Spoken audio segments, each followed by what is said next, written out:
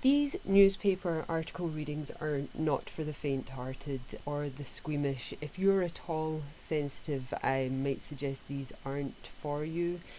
If in doubt, check the description below. It'll tell you which topics are covered in this particular episode.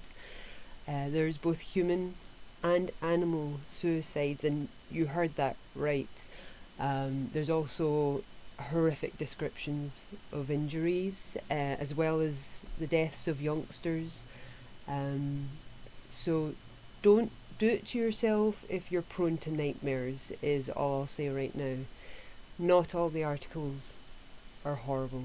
Some of them are uplifting, some of them show incredible bravery and heroism. There are near misses.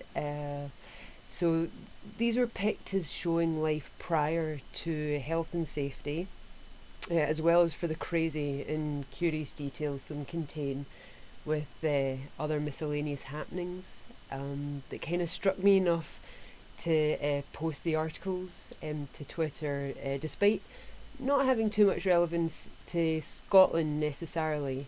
These are worldwide topics, and they didn't have any real connection to the projects that I was working on and researching at the time. I just happened to have come across them by the way, kind of thing. So we'll get into them, shall we? What we're going to do here is we're going to do a lucky dip of newspaper articles to really mix them up a wee bit, because while I'm doing the researches, I'm obviously coming up with the same kind of terms and things. So we'll mix them up even further. So to that end, I have all of the newspaper titles and dates of the articles. Let's pick a few out and see what we get. So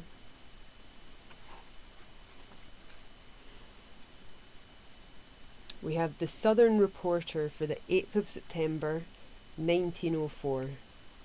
So for this pick we have a story comes from Berwick regarding a cat which, having made its home at the railway station there, became the favourite of the employees at that place. Puss went a-missing for a period of 5 months, but reappeared last week, alighting one day from a northbound train and, having landed, went immediately to that part of the station in which it formerly lived. It's from the Southern Reporter, 8th of September 1904, and I think it must have been a slow news day, because that seems like a strange article to include.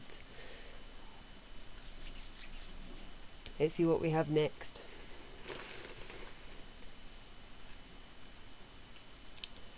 The Motherboard Times for the 29th of August 1902. So, we have warning to boiler firemen. In Hamilton Sheriff Court on Tuesday, before Sheriff Davidson, James Ritchie, boiler furnaceman, Calder Street, Motherwell, was charged with having, on the 28th of June, number 3 Pit, Motherwell Colliery, belonging to John Watson Limited, contravened Special Rule 107 of the Coal Mines Regulation Act by absenting himself from his duties for an hour without being ill or without the consent of the manager. An objection to the relevancy of the complaint having been repelled, a plea of guilty to an absence of 40 minutes was tendered on behalf of accused by his agent, Mr. D. Cameron, Motherwell, who explained in extenuation that accused had been working a double shift of 24 hours, and that at the expiry of 12 hours he had gone for a refreshment on the afternoon of the trade's holiday. Nothing serious happened during his absence. A fine of 20 shillings with the option of 14 days' imprisonment was imposed. How's that for a lack of leniency in your job? You're on a 24-hour shift, you've done a full 12 hours, and you're denied a break. You're given the option of 14 days' imprisonment for having taken some time out to yourself. Oh my word. It was before days, wasn't it?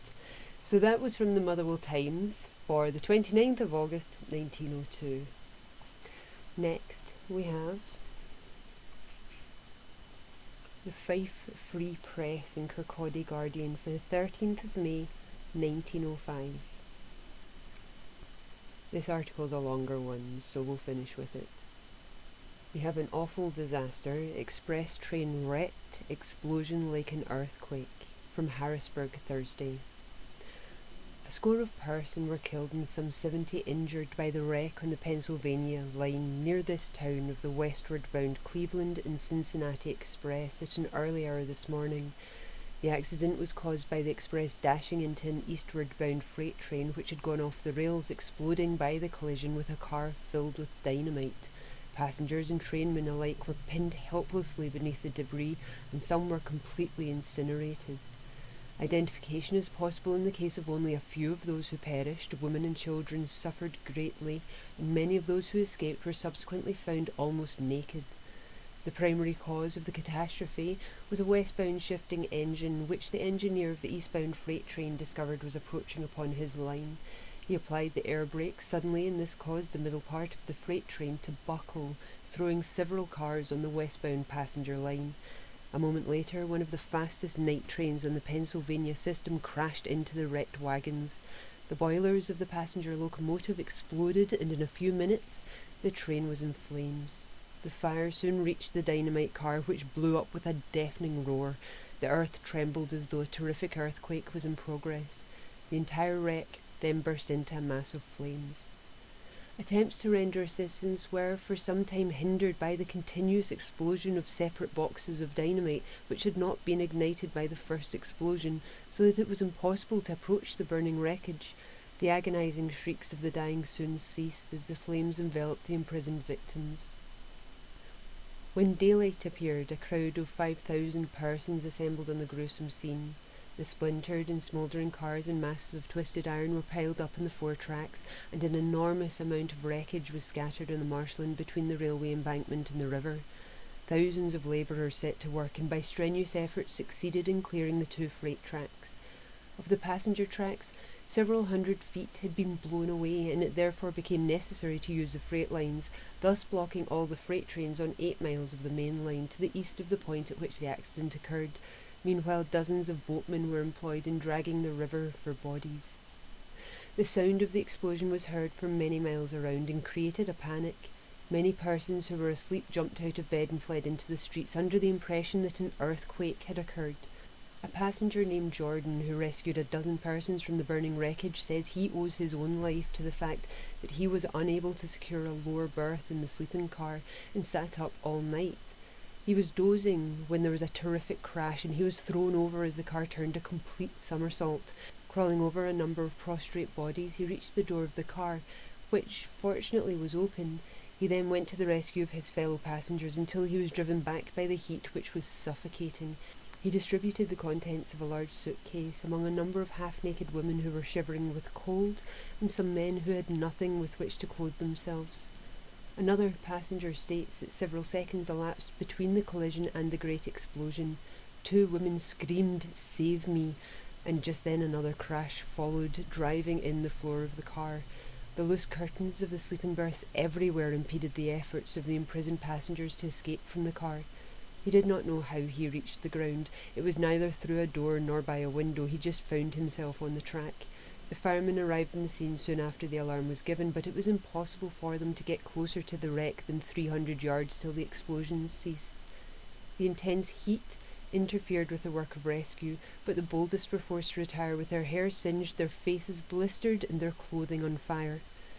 Every effort was made to respond to the piteous cries of the imprisoned victims. Many of those who escaped leapt or crawled through the windows from their sleeping berths in the scantiest attire and hurried away into the open fields. They were gradually collected and carried into improvised hospitals, where they remained until their temporary shelters were transformed into morgues.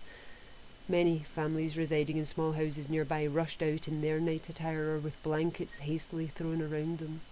A jewellery salesman was obliged to leave $17,000 worth of samples in the burning wreckage in order to escape with his life. The train contained 152 passengers and a crew of 15. 11 charred, mangled and unrecognisable bodies were recovered from under one of the sleeping cars. The railway officials explained that the 3rd sleeping car stopped opposite the dynamite wagon.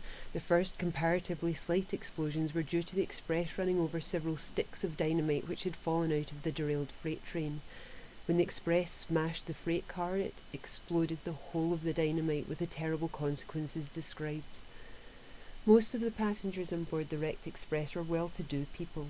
The body of the engineer, with the head nearly severed, was found on the embankment. One lady, who was thrown out of her berth by the collision, managed to escape unaided through the burning wreckage, and almost naked ran down to the riverbank weeping.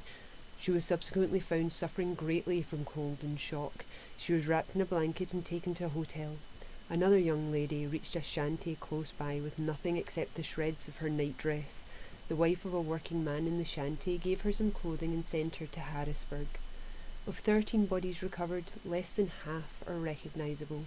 Every ward in Harrisburg hospital is crowded with injured. Some have had to be propped up in chairs as the supply of bedding was exhausted. The stock of bandages was also entirely used up. Many men and women with hardly any clothes and wildly seeking friends and relatives who were with them in the train. Mr. Schubert, theatrical manager in New York, relates the story of his friend Mr. Thalheimer's heroism in rescuing him. Mr. Thalheimer unfastened the woodwork which was pinning down Mr. Schubert in his berth and carried him on his shoulders to a place of safety. Although he himself was hurt and bleeding profusely, Mr. Thalheimer walked barefooted through the flames, which burned off the pyjamas of both men. He afterwards returned to the rescue of some other friends and climbed into the burning coach, but he was too late to save one of them who was already dead. The Press Association Special. And that was our last article for this episode from the Fife Free Press in Incredi Guardian for the 13th of May 1905. So, that was a crazy accident. I don't know why there would have been dynamite anywhere near trains of private citizens, but some stories of heroism came out of that. It's quite an article to end on. Very different articles there, I think you'll agree. We'll see what the next episode brings us for our newspaper article Lucky Dip. Take care.